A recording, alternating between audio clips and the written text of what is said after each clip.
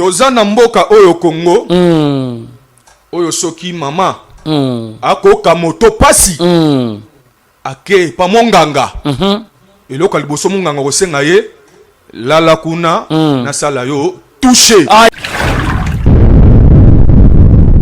C'est un appel à la prise de conscience. Notre classe politique rend un mauvais service au pays.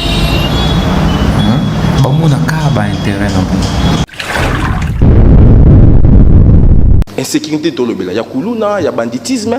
Or, nous oublions, il y a l'insécurité alimentaire. Typhoïde tue plus que les Koulouna. Vous avez une gras. Vous reconnaître la bien faire mon ingate. Vous avez vivre sans moi. Très bien. Tant nous avons que les jeunes soient forts, qu'ils soient patriotes, qu'on protège notre pays, qu'on protège nos frontières. Le chef de l'État l'a dit. Le problème est la jeunesse, ils ont impatience. Ils ont esprit de paternalisme. Olingi obukalelo lambalelo olialelo. Je pense qu'au niveau du gouvernement, il faut un programme ambitieux pour la jeunesse parce que dans quelques années, nous ne serons plus là. Biso babola, maman voter makwana ti ba minuit. Nga so mama pa wana. Très bien. Parce que biso to sombaka wana toliaka. Très bien. Imagine li pone mati. Wana ba shop kanga. Tout ça ndenge biso babola.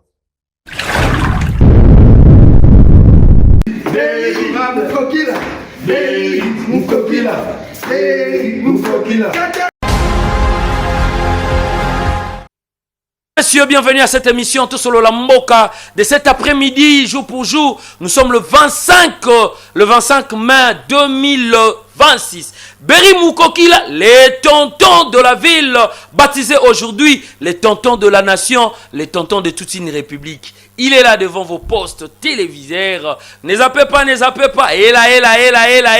Aïe, aïe, aïe, aïe, aïe, aïe, aïe. Tout ce gabangon espagnol. Qui est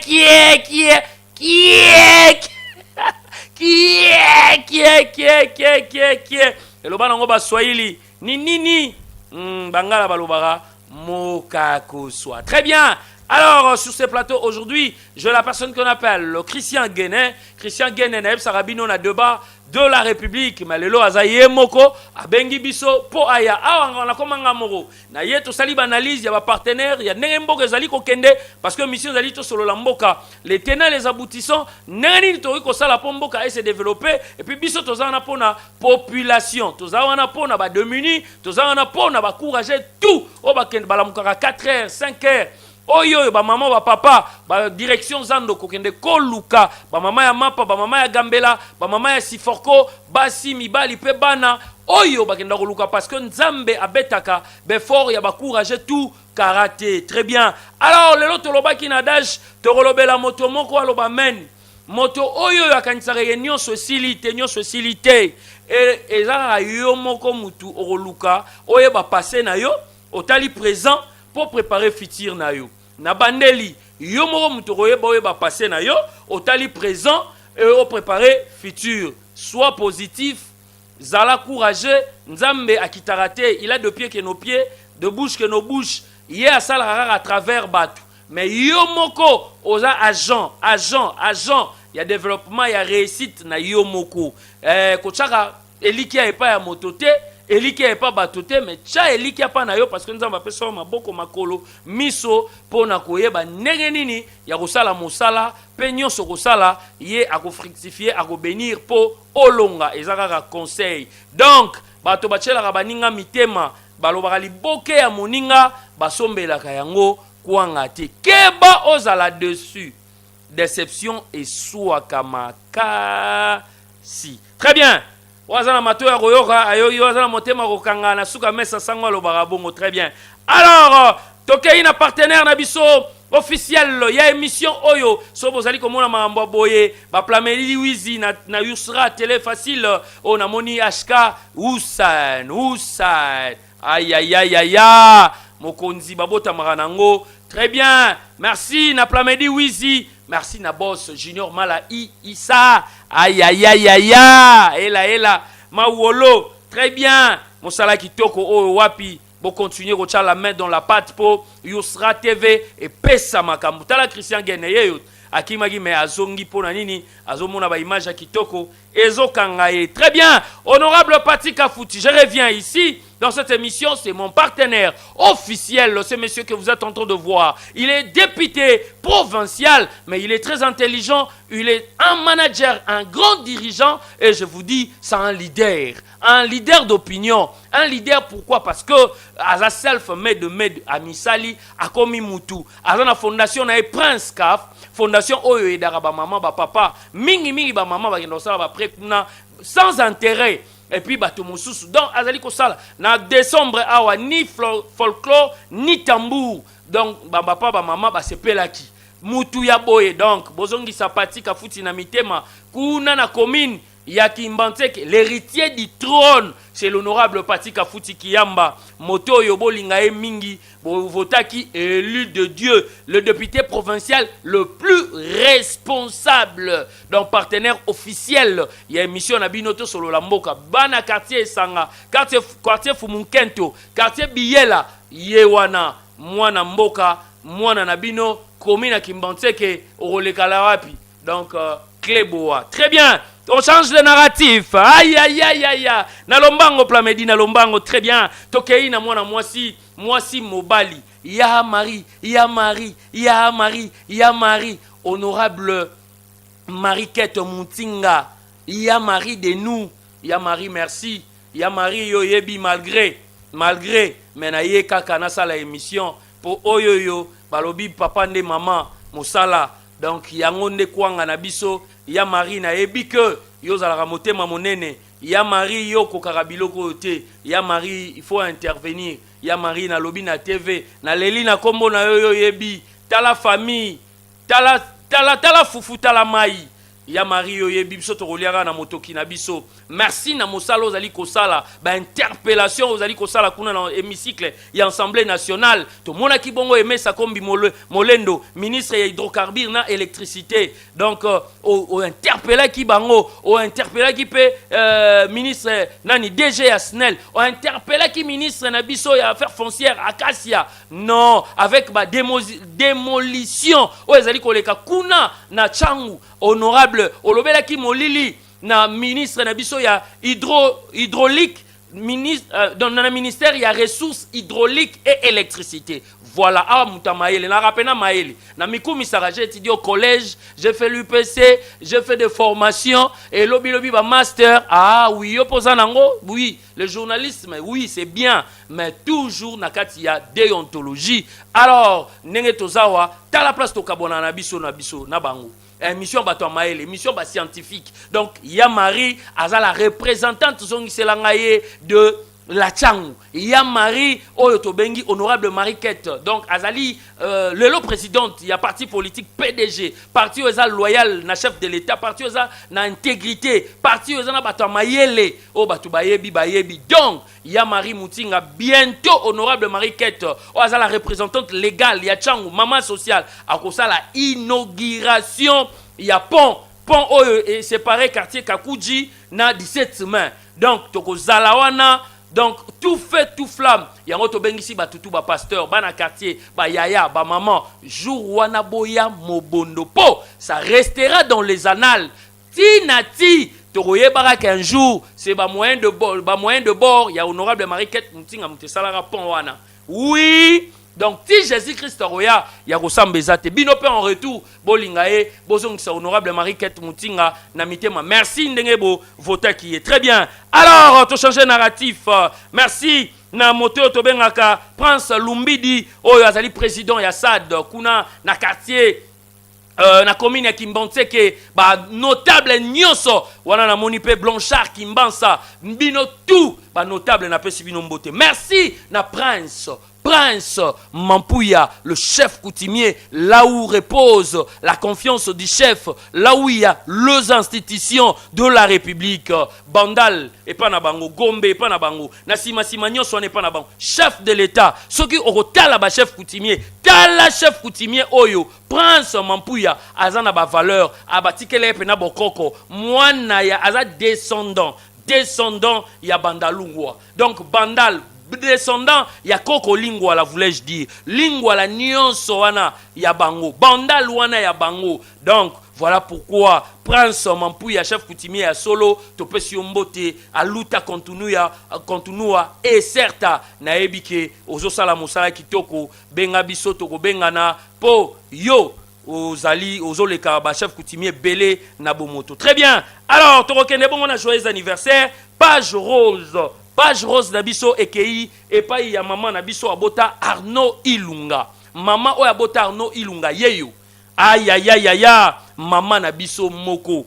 Maman yeyo abota monsieur Arnaud Ilunga. Donc maman nabiso ndenge na sarabino toujours a fêtaki normalement ezalaki semaine passée, mais tozangaki ko souhaiter joyeux anniversaire parce que to prometaki to souhaiter joyeux anniversaire. Donc maman nabiso s'appelle heureux anniversaire à vous, maman Magui Mouteba Kapinga. Maman Magui Mouteba Kapinga. Aïe aïe aïe aïe aïe. Maman Oumela Simbanzete. Parce que bino bobo tarabiso, bo marabiso 9 mois, bobo koli. Makasi ya maman eza kobo tate me koboko la, oko misape moto. Maman Magui Mouteba. Aïe aïe aïe aïe aïe. Maman Magui Mouteba Kapinga. Oumela, longue vie à toi, prospérité à tous égards. Nzambe et ya Lola Abilayo. Donc maman Zalaka Kayo, de la part de ton fils Arnaud Ilunga, na émission Yaberi Mukokila, Tosolo Lamboka. Très bien. À Kinshasa, c'est 24 mains. À l'hôtel du fleuve Congo, les hauts représentants de l'autorité morale de la méga plateforme politique PEP AAP et son excellence Tony Kankushiku a présidé ce jour une importante séance de travail avec le député nationaux, membre de la dite plateforme ainsi que le président de regroupement qui la compose. Donc, autour des questions très importantes supérieures de la nation, c'était à l'hôtel du fleuve. Nous avons vu plusieurs autorités de la République démocratique du Congo, entre autres Laurent Batumona, nous avons vu Steve Mbikaï et plusieurs. Et il y avait aussi la présence du CG, Jacques Ikung Mboul, Jacques Ikung Mboul, aïe aïe aïe aïe, là-bas à l'hôtel du fleuve. Donc c'était autour, je me répète, des questions supérieures de l'intérêt général de la nation. Aïe aïe aïe aïe, oh là là, aïe, PEP AAP, beaucoup Messana. Tony Kankushiku, égal à lui-même, le haut représentant du chef de l'État, Moussala Kitoko, il est là toujours à côté du chef de l'État. Ce que ça moko, il faut tout ça la confiance. Oh, chef de l'État, il faut la loyal. Natché, j'ai même ma main à couper. C'est Tony Kankushiku. Ici, en République démocratique du Congo, Oyo Aza vrai. Oyo Aroyoko trahir jamais. Oyo Alingi Mboka. Oyo Aza patriote. C'est Tony Kankushiku. Voilà pourquoi, autour des intérêts généraux de la nation, des questions sur les intérêts généraux de la nation, Angaye. Très bien, c'était à l'hôtel du fleuve le 24 mai 2026. Très bien, allons changer de narratif. Merci à l'UDPS. Merci à la personne qu'on appelle Selembaou. Selembaou doit se faire entendre et démontrer sa force politique. Affirme son entourage proche. C'est qui, lui? Il s'appelle Monsieur Selembaou. Reste déterminé à réussir une véritable démonstration de force politique le 7 juin. Avant le 7 juin 2026, toro yambaye na plateau na biso oyo nenge Monsieur Selembaou akoleka awa poto yambaye to To solo le 7 juin et kozala nini, milulu nini et puis ezapona nini akoya ako expliquer biso awa. Donc il s'appelle Monsieur Joël Nkosi Moussoso. Monsieur Joël Nkosi Moussoso, le descendant d'Abraham. Aïe aïe aïe aïe aïe. Là je suis en train de voir le mentor Amici Makutano. Le mentor Amici Makutano qui est actuellement le PCA d'une entreprise publique de l'État qui s'appelle OG Frem. Très bien. Alors, par plusieurs militants, comme un défenseur engagé de la jeunesse, poursuit activement la mobilisation de la base. Toko Yambaye avant le 7. Donc, merci na vidéo nae. Soki roche la biso yango na selembao. Donc, ndeko na ngaya na zoloba che la biso plamedi zalawa. S'il te plaît, et monsieur Bandegik bien ezokende bien. Yewana, monsieur Selembao. Aïe aïe aïe. Tala ndenge asangisi lo moto oyo wapi papa mama basi pebana. Mais ça les matin, c'est un jeune. Mais tala énergie azali kopesa. Pour un soutien, Yashimokonzi Yamboka, il est un cadre de l'Union de démocrates pour le progrès social, UDPS, en sigle. Les descendants de Makutano Amici, qui est le PCA de l'OGFREM, il s'appelle Joël Nkosi Moussoso. Ça, c'était actuel. La commune Obo Yebi Nazali Koloba Selembao. Les défenseurs de Selembao Azalaka Ramonko. Joël Nkosi Moussoso Moussala Kitoko, parce que Bango bazali ko soutenir chef de l'État Félix Antoine Tshisekedi bazaba vrai 100% soutien à Bango Epaya Mokonzi ya Mboka Félix Antoine Tshisekedi Tshilombo que nous appelons le symbole de l'unité nationale. Merci. On change de narrative. Christian Guéné, il est déjà là. Il est un plateau Nabiso. Merci Toyambaye parce que Torata qui est le Moko Biso Tolingara Hatete. Balaki si est déjà Yoana vous allez comme mon mobile Kitoko Ngambe Yeyo mobile ya maman Topesio Mbote bienvenue. Bois noir hein. Tala bois noir ce qu'on a nenga mobile Yangolo. Très bien. Merci beaucoup. Merci pour l'invitation merci na bandeko nyonso ba kosala kitoko masiko na bandako na etando eke baza kotala biso na pesi bato nyonso baza na ndako sika mbote mingi na ndenge bavandi po bayoka biso et puis merci na ba responsable ya cadre kitoko. Merci beaucoup. Il s'appelle Christian Guéné. Bato balimba yeba oza de l'opposition, oza centriste, oza na société civile to, oza na parti nini, oza ranine très bien. Nazali ya pouvoir, nazali membre cadre ya ALDEC, Alliance des démocrates chrétiens du Congo, oye kamamakana princesse Adèle Kayinda Maïna, ouazali autorité morale na biso, honorable député, et puis secrétaire général Simif Kapen. Donc biso tozali na kata union sacrée. Biso batu ya ALDEC, o tolobaka toujours biso tambola na kata vision tata mokonzi ya ekolo. Et puis biso na ALDEC, tozali ko soutenir ba initiative union sur ba réforme constitutionnelle. Très bien. Donc tozali na kati ya pouvoir tozo ko soutenir tata mokonzi tozo ko tambola na kati ya vision na ye ticket na pesa autorité morona ngai mbote sika zali na secrétaire général biso honorable Simif Kapen bisika bazwami na ngonga ye. Très bien. Alors vous comprendre que Alali cadre monene ya ALDEC oyo kumba marepa ya mwana mboka princesse Adèle Kainda. Très bien. Là, je suis en train de voir Joël Kiboba. Na pesi mbote l'antichambre. Monsieur l'antichambre. Na monagi pe anniversaire ya maman. Ah, na pesi mbote maman Olive Lobo Kiboba. Très bien. Alors, c'est la famille qui gagne. Tokei bongo Christian. Yebisa biso na nous. Fondation Pulusi Ekaig et Zandenge nini, ezosala nini, et lobara nini.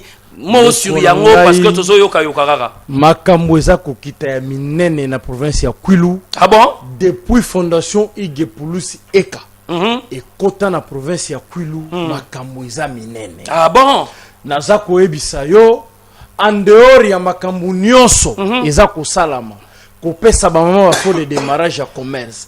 Ko soutenir l'étude ya bandeko na biso. Donc ko pesa bango ba bourse. En dehors ya makambo nyonso za ko sala ba forage ko tie la bango. Ko pesa ba dona ba hôpitaux ya ba lit, ya ba matériel nyonso ya ba hôpitaux. Ndeko Pulusi azo continuer na cadre de la fondation na ye ko sensibiliser batou. Aza ko continuer kokende vers population ko expliquer bango parce que fondation ezali obiso to benga instrument de développement il développement fondation proche sociale de la population très bien fondation proche sociale il y a population fondation proche sociale il y a population très bien voilà pourquoi aza kokende lobi bande ko na biso ya pefako na kati ya idiofa ba benga ki ba membre ya fondation pona koyamba bango ko expliquer bango église mobimba ndemi ko adhérer na kati ya fondation église mobimba na idiofa ya pefako bandemi ko adhérer na kati ya fondation talaka église banda na pasteur tina mutasuka très bien ba bengi ba membre fondation ba lobi bandemi ko adhérer na fondation parce que moni fondation un jour et comme un parti politique batikala komona nanu fondation ya boité za ko sunga population eza na souci na fondation église bengi si ba membre ya fondation po bayebisa bango ke biso tozosala adhésion massive mokolo ya dimanche ya lobby voilà pourquoi ba membre d'état-major ya Igepulusi bakitaki sur terrain na kopesa ndeko dollar mbote ndeko di ba master tout ya mopanzi wana ba ko sima basolo bakitaki sur place pona ko sala adhésion ya église oyo Maintenant, on est comme un parti politique et la fondation. Non. Mais on à caractère social. C'est vrai. Ezalité makambu ya politique na kati. Ezali uniquement pour la vie sociale ya population. Très bien. Bato yo bamona maître Igepulusi kokola, bamona ko botama, bamona endengeni atangi, ti le lonzamba pambole, maître Igazu moi $100. Alobinga na solongola ka $20 na tchena poche na ngabo bana ngaba préparer ba élection prochaine. Jamais déjà maître Igepulusi c'est le meilleur lié de ya province à Kwilu. Ah bon? Sauf que Nzamba linga gite qui a sujet, on s'incline devant des meilleur élu je le dis. Donc, candidat malheureux. Quand je dis ça, malheureux. Quand je dis ça, Robi que l'élection na biso ndenge za bakabala ndenge bakabala ndikimo. Mais mututu na monia comment ne se consoler. So azuité à cause de police ba bato te balingaka ata pona ba élection le za vrai il faut que la corruption. Bango ba bongote. C'est vrai. Bango ba bato pena que no so que ça vrai il faut ça vrai. Si ça peut vrai, ça reste comme ça. J'accepte sportivement la vendi. Très bien. Voilà ma maître Igepulusi. Yango Monique Lelo. Mouta organise campagne à Tata Mokonzi Ekolo na Idiofa. C'est maître Igepulusi.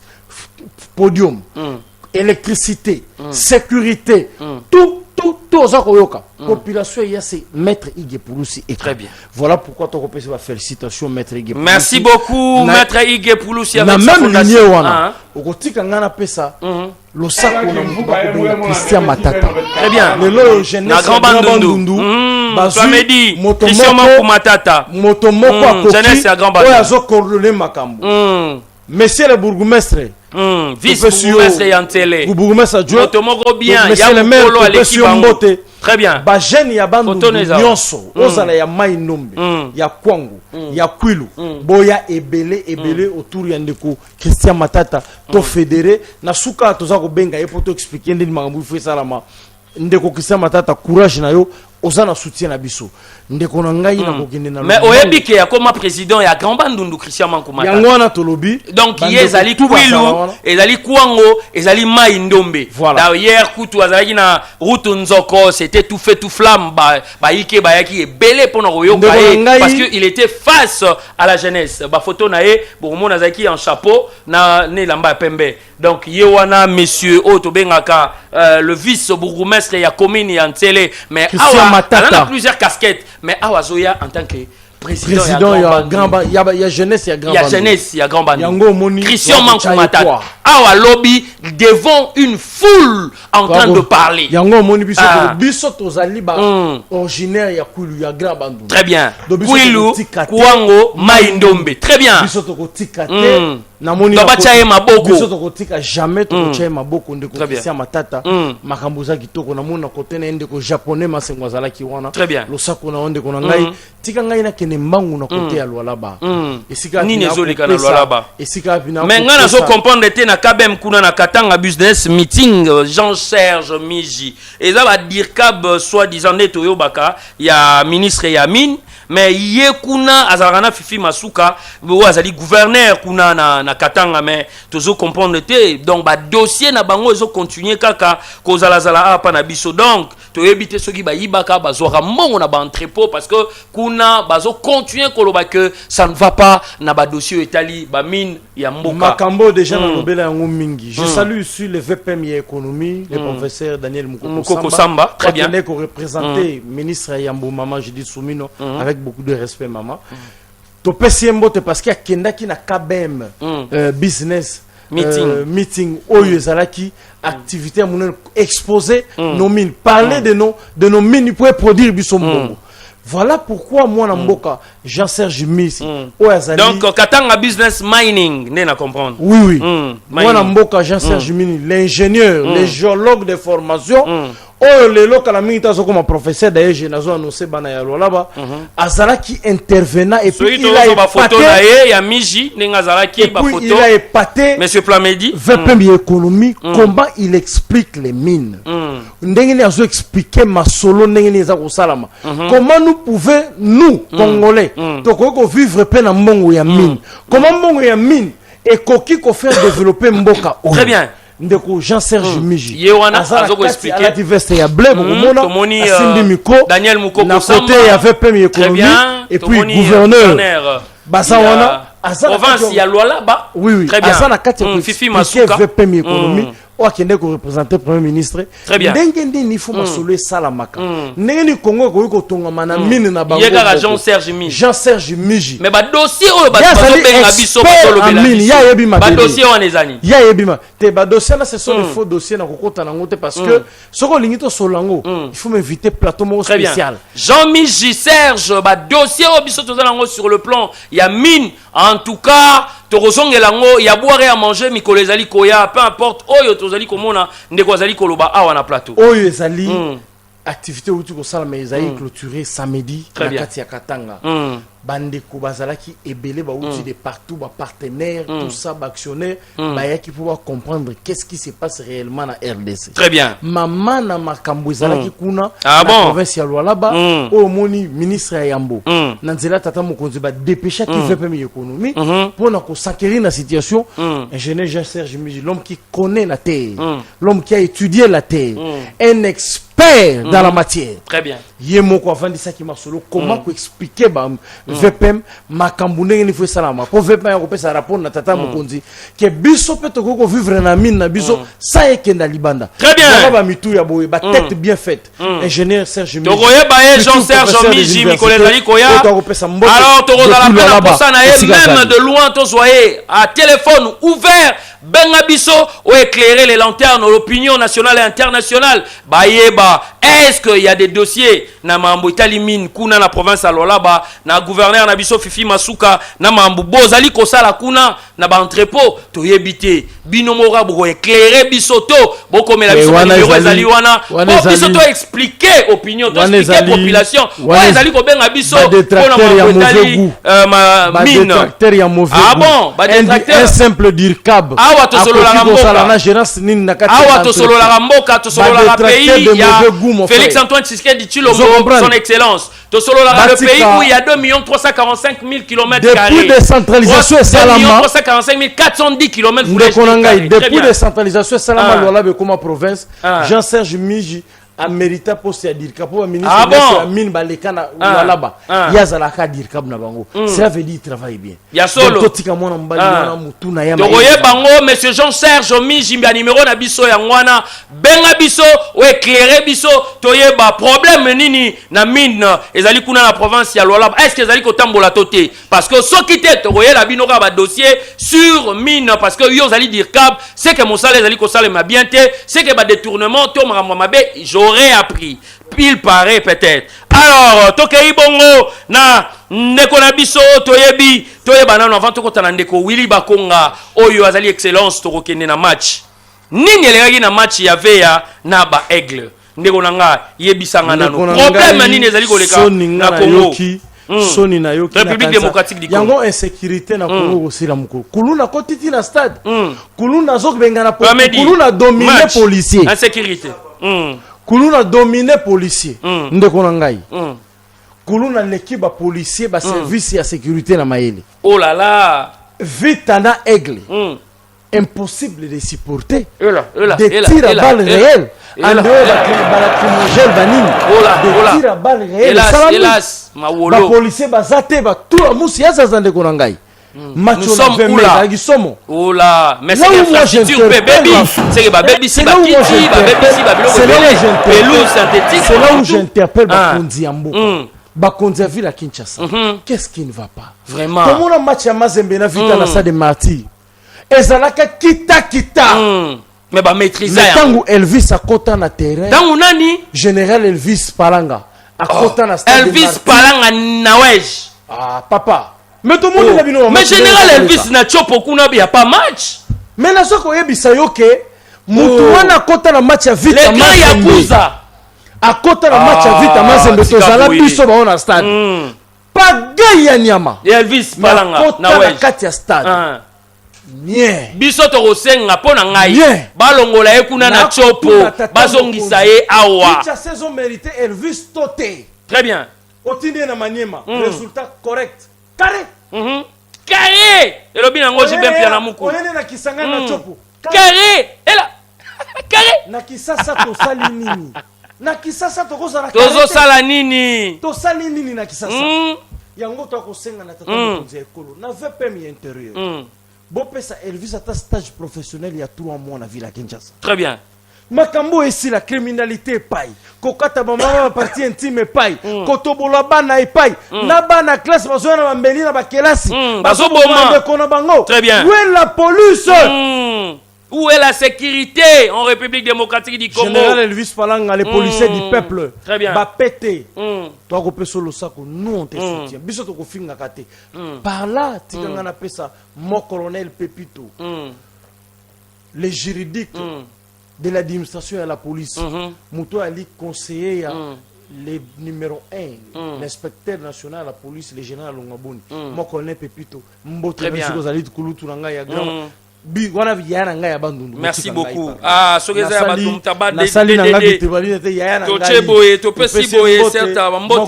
Pepito, depuis inspection générale et à la police. Très bien. Ce qui n'a la dit quand les lots et l'ni kolobake, tozali sans gants, tozali ko solo la mboka oyo. Merci bisosko toye pa VPM, Chabani Luko. Oyo Tobengi, ministre et VPM, donc vice-premier ministre et intérieur, sécurité, décentralisation, paix, affaires coutumières. Mais Boni, Namoni, inspecteur général territorial, le lion de la territoriale, Otobengi Bongo, Namboka, Roger Lumbidi. Roger. Alors, moi, Namboka Roger, Zosala Moussala, Fekei, moi, Namboka Roger, Fekei, mais Boni, Kassi, Ozui, Opesi, Ango Gène, Ango Kombonenani, Diego Fangbi Mbaya, Azali, coordonnateur, il y a donc coordonnateur des opérations, des sécurités et donc décentralisation, donc il y a ville, il y a Kinshasa, Akitagi Bongo Nanjili, tout le monde a dit, Sali, tout fait tout flamme.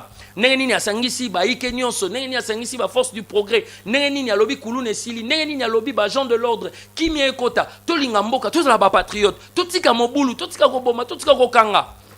Alors bino ba konzi, bo sunga biso, bo biso pe population, to sunga bino. Ceux qui biso donc le travail est ça donc 50-50. Tikanga ina félicité. DG Yasinel est très puissant. Ah tika boye ya. Pour un okende nyonso. Yo félicité Teddy Mwamba. Luamba. Non, tende ko wana za flatterie. Tambola na te wana za flatterie. Wana na boya. Wana ngai eloko sanité le karaté. Lukute le karaté. Tambola na butu na bypass. Wana za couranté, wana za liba o to benga ba panneau Tambola na butu na bypass. Banini ba panneau solaire. Éclairage public, oui, panneau solaire. Déjà partout. Tika boye population zolanda yo bazolanda 24 communes, 26 provinces, 145 territoires. Parce que très bien. Courant est stabilisé. Voilà. Alors tout commence bien, tout finit bien. Alors Ertotiki nyonso toye pa ya moto to bengi Willy Bakonga. Willy Bakonga représente beaucoup pour nous. Willy Bakonga c'est un cadre, c'est un leader. Parce que Bele Baba dirigeant. Mais Willy Bakonga, je vous assure, ngana zali ko benge Niama Etumba, Mobali, Niama Etumba, pe Niama ya solo. Na chouapa, tozan excellence Willy Bakonga. ye alengisaka bakolengisaka ye te. Willy Bakonga azwa mbongo depuis, voilà pourquoi nzamba inspiraka ye na 2001 as la promoteur ya école o ekenda sango en République démocratique otobenga ngo le madame la Sévigné. Ah oui, les abons la Sévigné to les Sévigné pour boloba boye bon na éviter bon na ebi école na eko mona ngo Sévigné. Donc Willy Bakonga azali nyama ya solo, Willy Bakonga azali nyama na chopa, voilà pourquoi babambara kaka libanga na manga oyo était là. Willy Bakonga, oui, il a soutenu le régime de Joseph Kabila à Kabang. Oui, c'est bien beau, mais oui, parce qu'il était là, un acteur politique, et puis un homme d'État, il n'avait que ça à faire, à soutenir le chef de l'État. Mais quand on dit que les institutions restent, les hommes passent, mais Kabila Leki, le passé est passé, on est dans le présent, il prépare le futur. Voilà pourquoi il est loyal, il est clair, il s'assume. Willy Bakonga, un acteur politique, un homme d'État. Le chef de l'État l'a bien dit, il y a des acteurs politiques et des hommes d'État. Alors Willy Bakonga, je vous assure, mesdames et messieurs, Bokata vidéo, Poponde Boloba Kiote, alors Bibalongo la 5 ans, Babaksana chef de l'État. Mais oui, pourquoi? Parce que nalobi, Jésus-Christ a fait sa vie pour na biso, ngaina yo bato bazaba chrétien bien sûr, bien entendu. Mais oui, n'ayez pas lobi bon, ngana ko fait sa vie na ngai et pas ya mukonzi ya mboka. Mais pourquoi pas? Ça existe. RIE alobi aso soutenir l'autre bengi mibeko li kondi constitution. Mabe zali wap. RIE a monique aujourd'hui, c'est Félix Antoine Tshisekedi Tshilombo. O biso to bengi le symbole de l'unité nationale. Azo sala musala na ndenge elongo bani. Azo sala musala na bien avec sa diplomatie agissante. Azo kende partout. Le 4 décembre de l'année passée 2025 bon monaki 30 ans il y a atrocité, 30 ans 3 décennies il y a guerre, mais nie Ozomon, le lobo Willy Bakonga na chopa kuna leader akotawa azome ma chef d'état na mokongo na na ba chemise na ba insigne na mamutu, il est loyal, aza clair, aza digne, aza flatteur te. Willy Bakonga, on se rappellera, on se souviendra que Willy Bakonga aujourd'hui à Kinshasa, il a en République démocratique du Congo, voulais-je dire, il a relevé le défi. Nderonanga Christian Gena Rolobango mais nazalika ko compléter ye a relevé ba défi belé défi lokola nini pelouse so boye baraté à stade de martyr mutu a chesa yango ezali Willy Bakonga. Oui, so boye baraté na ebisaki bino tozaka mi balé en République démocratique du Congo oyo toyebi le Congo. Je connais le Congo tozalaka mi balé ngai na grand frère na ngai Thomas Lowaka. Je connais le Congo. Ngai une excellence Thomas Lowaka na betela kibino banda état indépendant du Congo ti à nos jours ba dirigeant ba kota ba ministre ba leka et banda ndenge nini Plamedi Oazali na régie ayebi a monaki émission en ezali. Voilà pourquoi Willy Bakonga, c'est le descendant d'Abraham. Willy Bakonga, il a de l'énergie. Willy Bakonga s'assume. Willy Bakonga, c'est un vrai politique. Il ne fait pas la politique politicienne. Gare à vous, bah, détracteurs. Yango moni que, à part pelouse, il y a stade de martyr, à relever des filles en aboyebi. Quand une fille, ministre à EPST, à aboyebi, à relever des filles à gratuité de l'enseignement. Place Batumba Mbeka yango wana. Aya kutana nango, qui lui eût cru qu'en République démocratique du Congo bana barotanga ofele. Mais relevé des filles wana. Ne ngo bomoni ke batu nyoso ba dongolo miso balobi surtout batu ya chopa ba ko pesa bambongo. Un vrai politique agenda ko financer te po batu ba yela muninga mususu balobela ba discours ya mabe ba kosa ba finga. Mais non, nous sommes où? Nous avons besoin de valeurs. Willy Bakonga c'est un homme de valeurs. Na mboka oyoyo. Yango moni ngai en tant que musala na ngai yako collecter ba données yako traiter yako diffuser na bisi bino ba information nazo pesa bino à la source que Willy Bakonga c'est un homme d'état bolongo la nyonso na moto na bino bolinga e bana nyonso ya chopa bolinga Willy Bakonga il descend, il est en train de faire la ronde, le tour. Mais boye que il soutient le président de la République à 100% et il soutient les réformes, il soutient aussi la Constitution. Alors, son passage na Top Congo, oui, et ça n'a bien, et ça m'a bête. Il vous donne l'exemple de Paul Biya, Kuna na Cameroun. plus de 40 ans. Après, si vous avez un exemple, il y a Denis Sassou Nguesso, 40 ans, na Congo, en face, République populaire du Congo. Après, si vous avez un exemple, il y a plusieurs chefs de l'État. Bon, le Félix Antoine Tshisekedi Tshilombo. Ce qui a oumeli Rosalanini, ce qui c'est pour une bonne cause.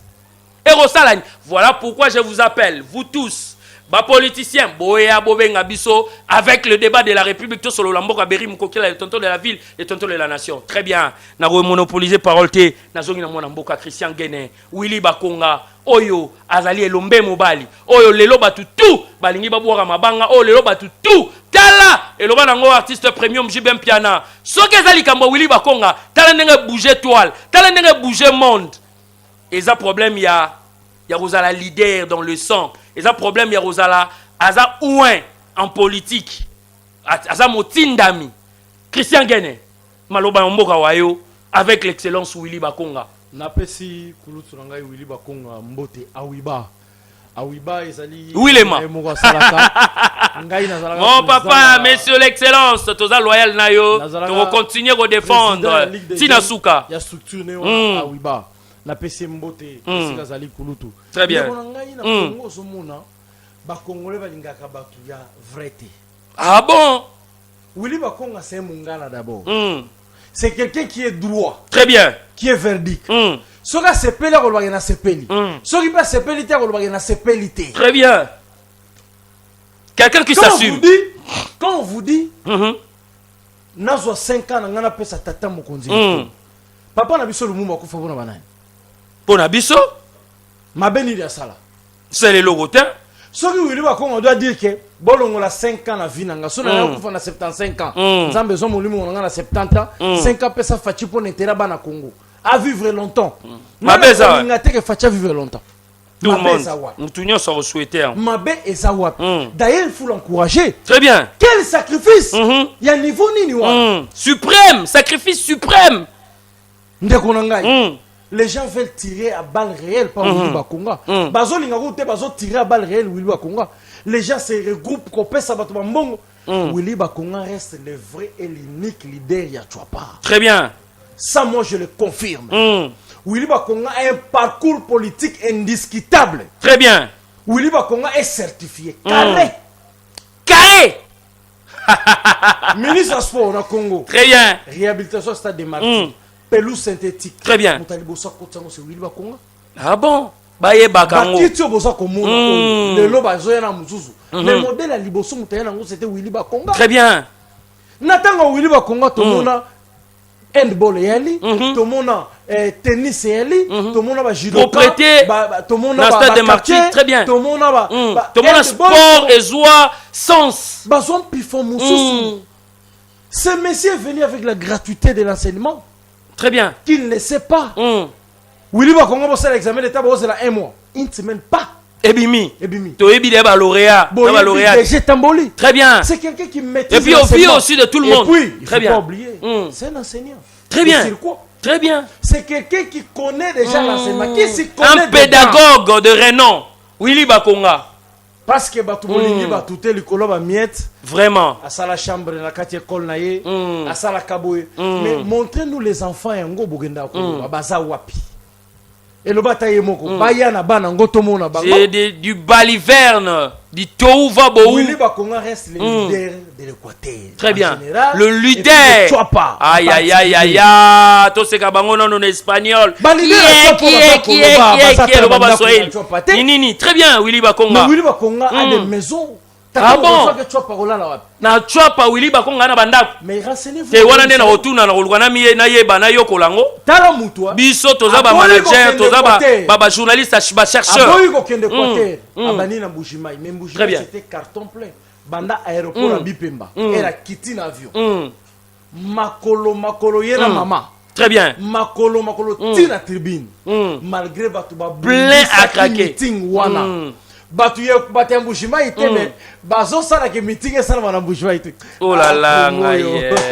Yo sala muta Mbujima ite yo. Espagnol. Mais ndenge nini yo zo bundisa muto azo sala azo sala babenga azo vulgariser azo mobiliser conscience ya bato pour la makambo tali changement ou modification ya constitution et quelque chose que les chefs de l'État prend comme un pilier bino boko bundisa tata mokonzi ya réalité to ndenge nini parce que ça c'est depuis le combat ya Willy Bakongo très bien combat bazo bundisa très bien bazo bundisa tata mokonzi nasima ya Willy Bakonga bazo batama wana bazo boya ba changer constitution ba sala révision constitution il y a des ministres en fonction bazo lingati ah bon Willy Bakonga quitte Kinshasa pour aller conscientiser nos frères de Mujima et de Kasai très bien mais Mouta Kasai tazo bundisa mais tout torokota na ba service tout nous avions dit na ba service surtout ya sécurité déjà nous avions bato bozo luka bon nuire boloba mabe na kombo ya Willy Bakonga en nous tout cas c'est que wana ekomi tokende nango affaire c'est centre toko démasquer na puis la télé za poto boyo justice oboye yo moko etali yo tout fais-toi bien pour Félix très bien il y a l'état de droit bozo bossa na qu'il y a l'état de droit fonctionner très bien Willy Bakonga azo luka be fonctionner très bien azo travailler ka posa na union sacrée azo travailler pour la combo ya tata mokozi bino bozo combattre ndenge nini et puis azo bimisa ba énergie na ye ba moyen na ye et puis il est toujours là sur terrain très bien tout ça c'est avec son argent avec une délégation de 45 personnes pour oh là là tout ya wile matoza wana poto ke mona meso ba plein wana oyo zali ko sala soki Équateur tozali wana poto kende ya très bien bino boza ba sa bino bosala rangote bino monde bosala rangote télévision. Ah, papa. Quand on veut noyer son champ, on l'acquise de rage. Très bien. Yoza leader, zala leader, tika bakonga pe leader. Très bien. Mboka o eza ya biso. Tu pesa ya batutu. Très bien. Eza pe mboka na nga, tu pa mboka na ngai Christian Gene. Oui, ya mboka na ngai Beri Mukokila. Oui. Népotisme to tribalisme to lingita. Chef de l'État lobi to za la bomoko. Eza mabela bakonga. Très bien. Nga na bali mo lokola ba Willy Bakonga bali. Nga na bali kuna na. Mais ngai pe azali beau frère Bokilo na ngai.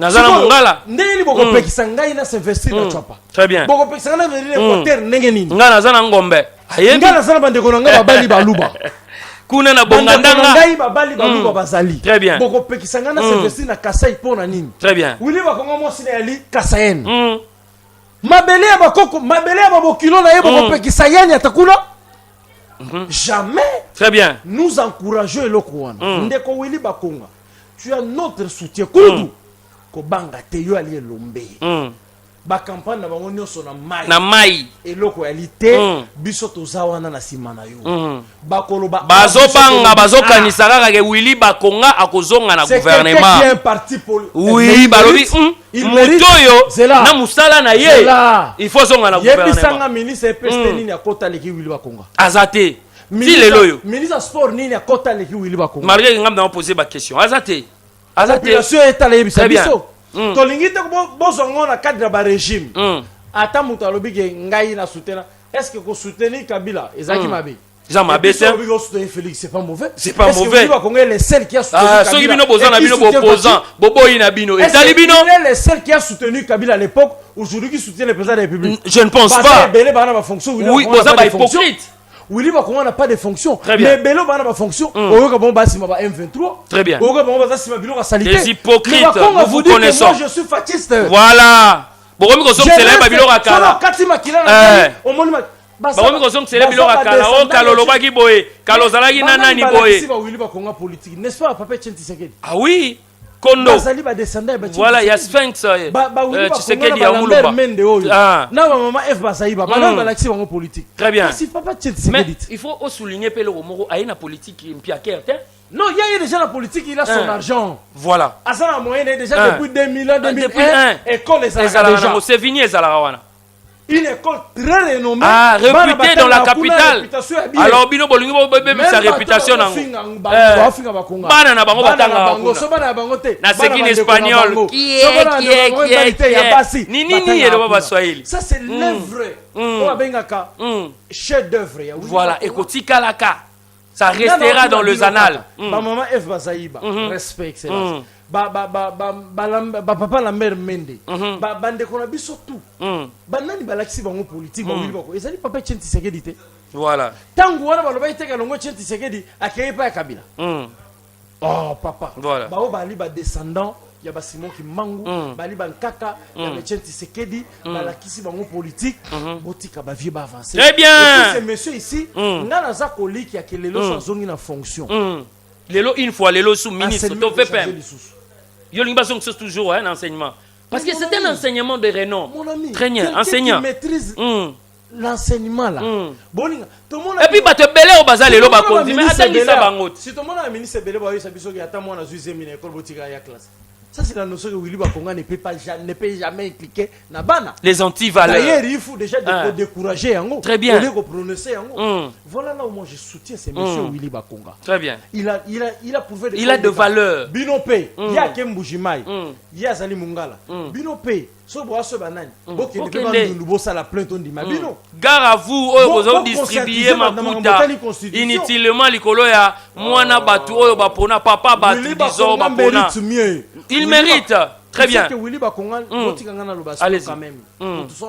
Willy Bakonga, chef de l'État. Moi je vous dis, Willy Bakonga peut être parmi les 2-3 premiers, 5 premiers où va soutenir qui soutient aussi vos communicateurs. À soutenir Kabiso P. Accompagner Kabiso na bolingo nyonso. O lobela été. Il peut au bengi la téléphone à Koyamba aller Kilanga Christian Boni. À Kulu tala. Calme. Ça il faut le dire. Mutama malamu tolobela ye. Très bien. Ngana ko encourager Willy Bakonga na démarche na excellence, continuer et puis tata mo konzi ba vidéo na biso ko monango. Parce que biso tozo ba service pe ko monango. Tozo soutenir. Biso to ko finga batuté. Biso to ko loba mabe ya bato wati. Jamais. So to finga rapete. Quelqu'un qui soutient la vision du chef de l'État, qui marche Willy Bakonga za politicien té, politique. Asa homme d'État. Ba frustré. Très bien. Willy Bakonga ko salaka jamais politicien pour comme frustré té, ya la politique. Azwa té, il reste constant. Très bien. Et loyal au chef de l'État. Très bien. Pression oyo bani makambo. Tout le bana lumbashi biso pe to ya katanga. To ya na Willy Bakonga. Très bien, nous allons venir avec Willy Bakonga. Aïe aïe aïe aïe aïe, Willy Bakonga, je vous assure un monsieur carré. Willy Bakonga un monsieur carré. Willy Bakonga Willema. Aïe aïe aïe Moussala Kitoko. Quelqu'un qui s'assume. Un mongala. Ndengana azali ko benga ni amane tumba. Ni amande ni ama. Willy Bakonga. Moto azali clair. Moto azali hypocrite. Moto azali homme d'état. Moto yo azali azolanda bapa ya ba Etienne Tshisekedi ayepe na fils o tozomona Félix Antoine Tshisekedi. Moto yo azali vrai patriote pe moto yo asunga asala pour la République démocratique soutenir vision moko boy pour na tomboma ya mboka ezali sumu te constitution o bisoto yebi depuis le 20 février 2006 le loboé le 20 juin février déjà l'équipe 2026 20 ans alors ezala pesa la eloko te constitution ngo pesa la échanger ni soki pe balongoli yango to ba modifier eko changer ni yango tozo comprendre te mais ngana lobi kaka gare à vous C4 toroya toroben na robenga Christian Gene toroya torolobela C4 awa pour tout monde union sacrée de la nation mais tala ndenge ekomi lelo C4 nani azuli kanisia C4 nani aye na idée wana po to moni ba terre mususu politique ba ko kima de mbangu pour mambo C4 est-ce que oyoza batali pe par la population, tout déjà pour tout ce qui est initié. Partage à gâteau. D'abord, regarde maman les bosses à l'intérieur de la population. Très bien. Sur les abonnés, c'est bon. Nous initié. N'aventurage à Tata Mokondi. Retenez ça. Donc c'est 4 les arbres n'encourage à Tata Mokondi. Mais bien sûr. Très bien. Bah regarde maman les bosses à pour l'intérêt suprême de la population. L'intérêt supérieur de la population. Donc nous pouvons que soutenir Vision à Tata Mokonzi. Très bien. Si le chef de l'État est d'accord avec ça, qui sommes-nous pour ne pas être d'accord? Très bien. Mais conseil ni européen ça bato bazoya pour na kanyaka bazoya pour partager gâteau ndeko na ngai.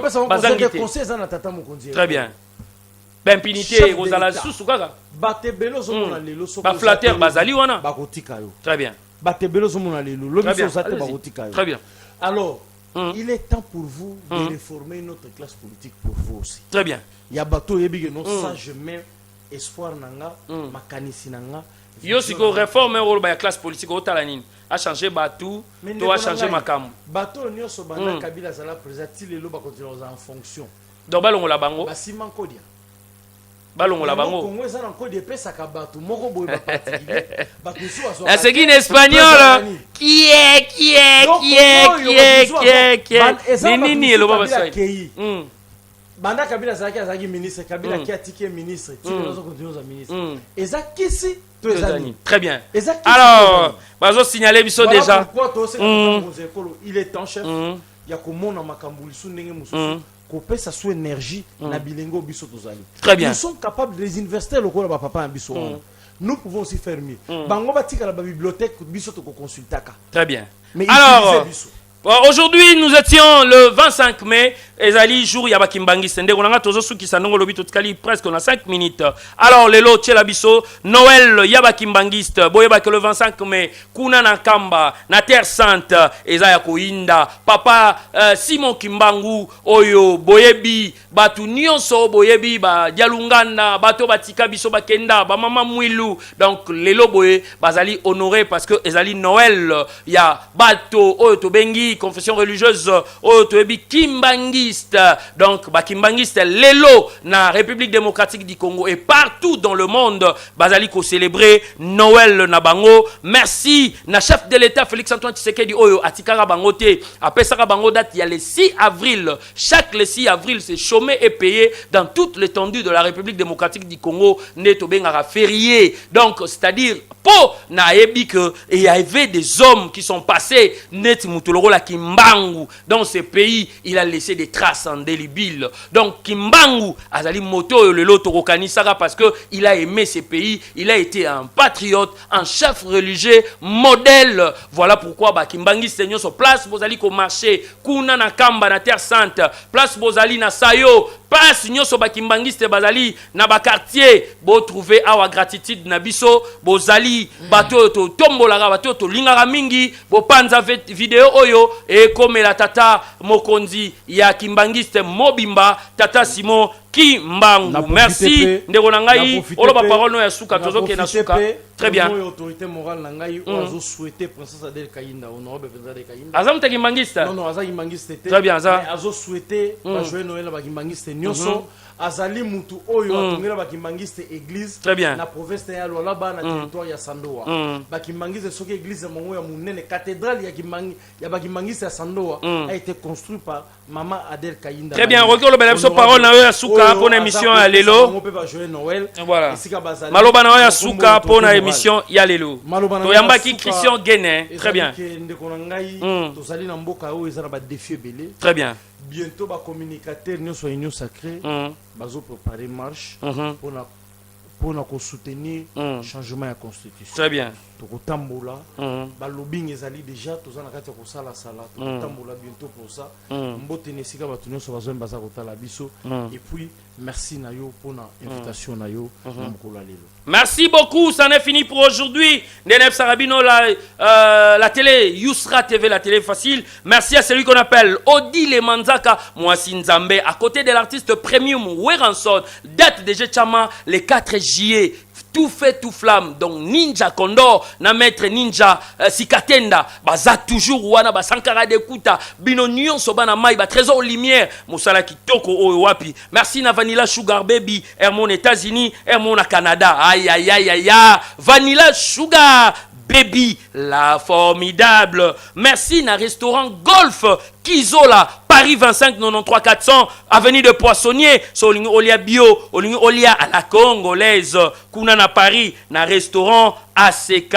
Merci au docteur, la personne qu'on appelle le docteur Elvis et docteur Clovis, voulais-je dire, et Momo, depuis Danemark, depuis quelque part. Na mon avis, on a docteur Mambakasa, na habité Sozana à Paris, donc Yopé, au soutien Arabiso. Donc merci na Prince Mampouya, aïe aïe aïe aïe, Prince Mampouya, chef coutumier, ya solo oyo biso tolingaka mingi ayayaya boza tellement ebele que topesi bino mbote topesi na ya lena mbote na ya lena mobali ya mama Fallon Kibala na ya lena papa na ba O'Brien papa na ba Oriane et papa na ma Magnificat. Donc on appelle Sibino Mbote et merci na maman Francine Moukokila, la maman de 3B, Kervela, mon épouse et pourquoi pas mon père Alphonse Moukokila, maman Noël Kambamba, Patrick Moukokila, Noé Moukokila, Benjamin Moukokila. Vous êtes nombreux en train de nous suivre. Vous êtes tellement belé. Ça n'est fini pour aujourd'hui. Portez-vous bien. La suite au prochain numéro. Donc même chaîne et air différente. Bye bye.